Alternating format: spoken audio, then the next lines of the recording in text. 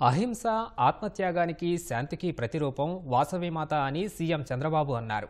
పశ్చిమ గోదావరి జిల్లా పెనుగొండలో 90 అడుగుల శ్రీ వాసవి కన్యకా పరమేశ్వరి అమ్మవారిని చంద్రబాబు దర్శించుకున్నారు.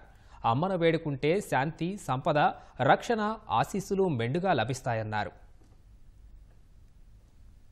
కన్యకా పరమేశ్వరి మాతను ఎలా దర్శించుకోవడం, 90 అడుగుల విగ్రహం ఒక పక్కనుంటే ఇంకో పక్క చరిత్ర సృష్టించిన ఒక పుణ్యక్షేత్రం ఇప్పుడే నేను దర్శనం చేసుకొని బయట వచ్చాను.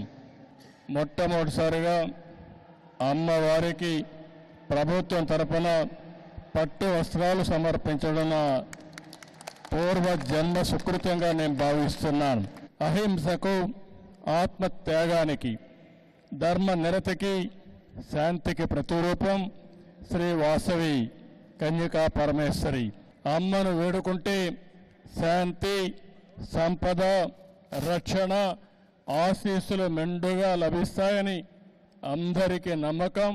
ఆ తల్లిని చూస్తే భగవంతుడు ఆశీస్సులతో పుట్టినటువంటి తల్లి, కలియుగ దేవత కన్యకా పరమేశ్వరి అని చెప్పి కూడా మీకు తెలియజేస్తున్నా. శాంతిని కాపాడాలని ఆత్మ బలిదానం చేశారంటే అది తల్లి చూపించిన చొరవ.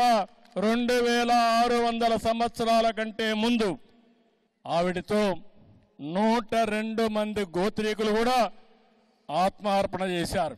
ఇప్పుడే నేను అక్కడ లోపల పోయినప్పుడు చూశాను.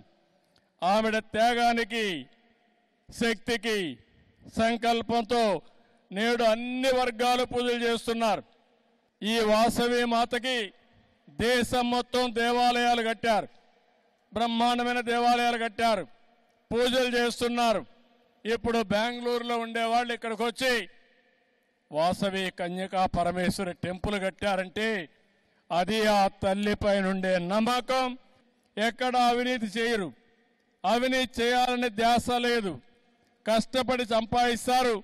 అందులో వాళ్లకు తోచిన విధంగా దాన కార్యక్రమాల కోసం, ధర్మ కార్యక్రమాల కోసం వెచ్చించే వ్యక్తులు ఆర్య వయస్సులని చెప్పి కూడా నేను మీకు తెలియజేస్తున్నా. వారిని మనస్ఫూర్తిగా అభినందిస్తున్నా.